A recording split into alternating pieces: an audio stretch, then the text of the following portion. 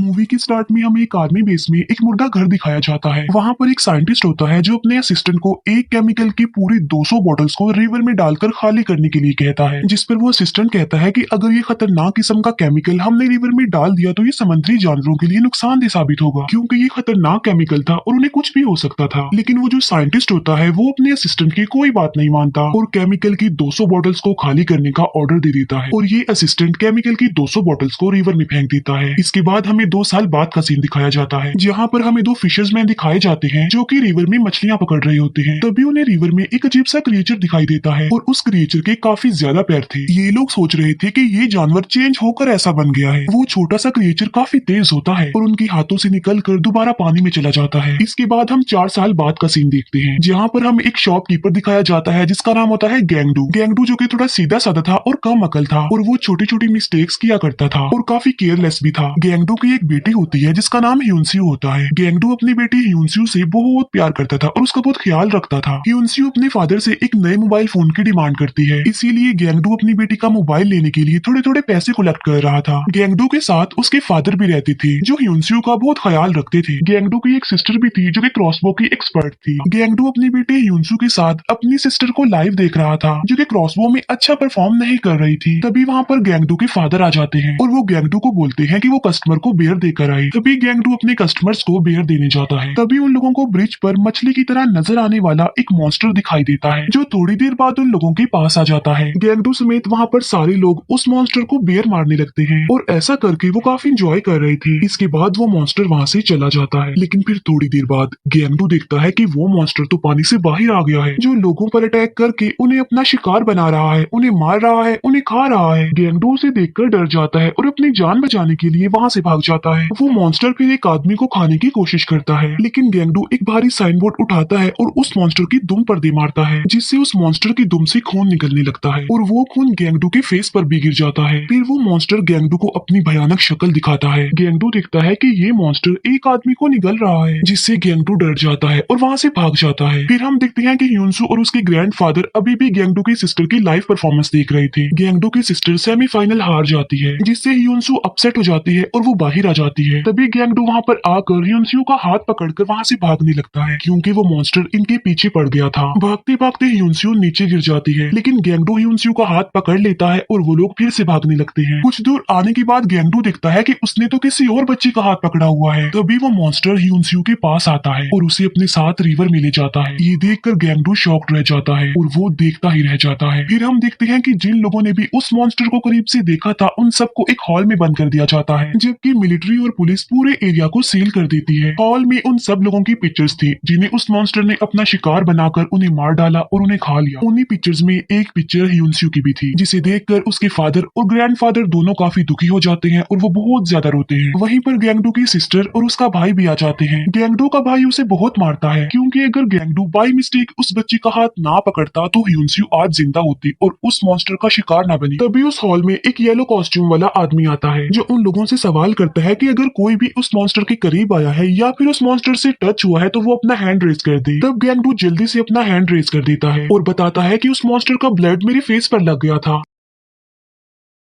ये सुनते ही वो आदमी अपने बाकी आदमियों को कहकर गैंगडू को पकड़वा लेता है और कहता है कि जरूर इसमें भी वो वायरस होगा जो उस मॉन्स्टर में है। फिर हम देखते हैं कि गैंगडू की पूरी फैमिली और वो लोग जिन्होंने उस मॉन्स्टर को देखा था वो सब के सब लोग डॉक्टर्स के अंडर थे। रात को गैंगडू के पास किसी की कॉल आती है। जब गैंगडू कॉल रिसीव करता है तो वो कॉल उसकी बेटी की ह्यूनसू की होती है। ह्यूनसू अपने फादर गैंगडू को कहती है कि पापा प्लीज मुझे बचा लीजिए। गैंगडू ह्यूनसू से पूछता है कि इस वक्त तुम कहाँ पर हो, जिस पर ह्यूनसू कहती है कि मैं एक ब्रिज के नाले में हूँ जहाँ पर मेरे अलावा और भी लोग हैं। ये सुनकर गैंगडू और उसकी फैमिली खुश हो जाती है, क्योंकि ह्यूनसू जिंदा जो थी। और नेक्स्ट डे वो लोग इस बारे में पुलिस को इन्फॉर्म करते हैं, जिस पर पुलिस वाला कहता है कि गैंगडू की बॉडी में वो वायरस तेजी से फैलता जा रहा है, इसीलिए ये पागल बनता जा रहा है और ऐसी बातें कर रहा है। ये कहते ही वो पुलिस ऑफिसर इनकार कर देता है कि मैं तुम्हारी हेल्प नहीं करूंगा। लेकिन गैंगडू के फादर का एक फ्रेंड पुलिस ऑफिसर होता है, जिसकी मदद लेकर वो लोग यहाँ से भागने में कामयाब हो जाते हैं। ये लोग अपने साथ गन्स और कुछ वेपन्स ले लेते हैं और कुछ जरूरी सामान भी। फिर ये लोग चेकिंग एरिया से गुजरते हुए आगे बढ़ते हैं। थे, लेकिन चेकिंग एरिया में एक ऑफिसर इन्हें आगे जाने नहीं देता क्योंकि ब्लॉक एरिया में जाने के लिए उन्हें आईडी कार्ड्स की जरूरत थी और उन लोगों के पास उस वक्त आईडी कार्ड्स नहीं थे। लेकिन फिर गैंगडू के फादर उससे वो पैसे ले लेते हैं जो उन्होंने ह्यूनस्यू का मोबाइल लेने के लिए कलेक्ट किए थे। गैंगडू का फादर वो पैसे उस ऑफिसर को दे देता है और कहता है कि सॉरी, इस बार तो हम आईडी कार्ड्स भूल आए हैं, तो आप इससे काम चला लीजिए। इसके बाद वो लोग आगे बढ़ जाते हैं। फिर हम देखते हैं कि वो मॉन्स्टर दो येलो कॉस्ट्यूम वाले आदमियों को अपना शिकार बना लेता है और उन्हें भी उसी ब्रिज के नाले में लाकर रख देता है। वो उन लोगों को वहां पर इसीलिए कलेक्ट कर रहा था कि अगर उसे भूख लगेगी तो वो उन लोगों को एक एक करके खा लेगा। और वो मॉन्स्टर ह्यूनस्यू को भी यहीं पर ही लाया था। लेकिन जब वो मॉन्स्टर ह्यूनस्यू को यहाँ पर लाया था तब ह्यूनस्यू वहाँ पर बने एक छोटे से पाइप में छुप जाती है और ह्यूनस्यू ने उन्हीं लोगों में से एक का मोबाइल लिया था और अपने फादर यानी गैंगडू को इन्फॉर्म किया था कि वो जिंदा है। इसके बाद हम शाम में उसी ब्रिज के नीचे दो भाइयों को देखते हैं। उनमें छोटे भाई का नाम सीजू था। ये दोनों भाई खाने का सामान चुराने के लिए गैंगडू की शॉप पर आए थे और वो लोग जितना हो सके खाने का उतना सामान चुरा लेते हैं क्योंकि वो बहुत ज्यादा गरीब होते हैं, उनका कोई घर भी नहीं होता, इसीलिए वो लोग हमेशा खाना चुरा कर ही खाया करते थे। लेकिन जब वो लोग खाना चुरा कर वहाँ से जा रहे होते हैं तब वो मॉन्स्टर उन लोगों पर अटैक कर देता है। वो मॉन्स्टर उनमें से बड़े भाई को मार देता है और छोटे भाई यानी सीजू को अपने साथ ले जाता है। वो मॉन्स्टर सीजू को भी उसी ब्रिज के नाले में लेकर आता है। जब ये मॉन्स्टर वहाँ से चला जाता है तब ह्यूनस्यू वहाँ पर आकर देखती है कि ये लड़का तो जिंदा है। ह्यूनस्यू उससे उसका नाम पूछती है तो वो कहता है कि मेरा नाम सीजू है। फिर हम देखते हैं कि गैंगडू और उसकी फैमिली के बाकी लोग अपनी शॉप पर आ जाते हैं और खाना खाकर वहाँ पर सो जाते हैं और वो काफी अपसेट लग रहे थे। लेकिन नेक्स्ट मॉर्निंग जब गैंगडू की आंख खुलती है तो वो देखता है कि वो मॉन्स्टर तो उनकी शॉप के बाहर ही खड़ा हुआ है। ये देखकर गैंगडू के फादर उस मॉन्स्टर पर फायरिंग करने लगते हैं और वो मॉन्स्टर इनकी शॉप पर अटैक करके उस शॉप को पलट देता है। फिर ये लोग बाहर आ जाते हैं और उस मॉन्स्टर पर गोलियां चलाने लगते हैं। उन गोलियों से बचने के लिए वो मॉन्स्टर जल्दी से वहाँ से भाग जाता है। ये लोग उस मॉन्स्टर पर इतनी गोलियां चलाते हैं कि इन्हें इस बात का भी ख्याल नहीं रहता कि उनकी गन्स में गोलियां खत्म हो रही हैं। फिर वो मॉन्स्टर पानी में चला जाता है। तब गोलियों की आवाज सुनकर वहाँ पर पुलिस भी आ जाती है और पुलिस अब उन्हीं की तरफ आ रही थी। फिर ये सब रिवर की दूसरी साइड पर चले जाते हैं जहाँ पर वो मॉन्स्टर आ रहा था। गैंगडू के फादर उससे उसकी गन लेते हैं जिसमें अभी ये गोली बाकी थी। गैंगडू अपने फादर को बताता है कि इसमें अभी ये गोली बाकी है। फिर गैंगडू के फादर अपने तीनों बच्चों को वहाँ से भागने को कहते हैं और तभी गैंगडू के फादर के पास वो मॉन्स्टर आ जाता है। तब गैंगडू के फादर उस मॉन्स्टर पर अपना निशाना बनाते हैं और ट्रिगर दबा देते हैं, लेकिन तभी वो देखते हैं कि गन में तो एक भी गोली नहीं थी। तभी गैंगडू को भी रियलाइज होता है कि गन में तो गोलियां खत्म हो चुकी थी, एक भी गोली नहीं थी। तभी वो मॉन्स्टर गैंगडू के फादर को हिट करता है और दोबारा से रिवर में चला जाता है। गैंगडू अपने फादर के पास आता है तो वो देखता है कि उसके फादर तो मर चुके हैं। अपने फादर को खोकर गैंगडू बहुत दुखी हो जाता है और वो रोने लगता है और पुलिस भी उन लोगों के पास आ चुकी थी। तब गैंगडू अपनी सिस्टर और भाई को वहाँ से भागने के लिए कहता है, लेकिन गैंगडू अपने फादर को अकेला छोड़कर नहीं जा सकता था, इसीलिए वो अपने आप को पुलिस के हवाले कर देता है और पुलिस गैंगडू को पकड़कर अपने साथ ले जाती है। गैंगडू का भाई अपने फ्रेंड को कहता है कि ह्यूनस्यू की कॉल को ट्रेस करो और वो कॉल ट्रैकर गैंगडू के भाई की हेल्प करता है। और यहाँ पर हमें पता चलता है कि उस कॉल ट्रैकर ने अपने फ्रेंड यानी गैंगडू के भाई के साथ ट्रिक की है। असल में पुलिस ने गैंगडू की पूरी फैमिली को पकड़ने पर इनाम रखा था क्योंकि वो लोग उस मॉन्स्टर के टच में जो थे। अब क्योंकि गैंगडू तो पकड़ा गया था लेकिन गैंगडू की बहन और भाई को पकड़ने के लिए अभी भी इनाम रखा था पुलिस ने,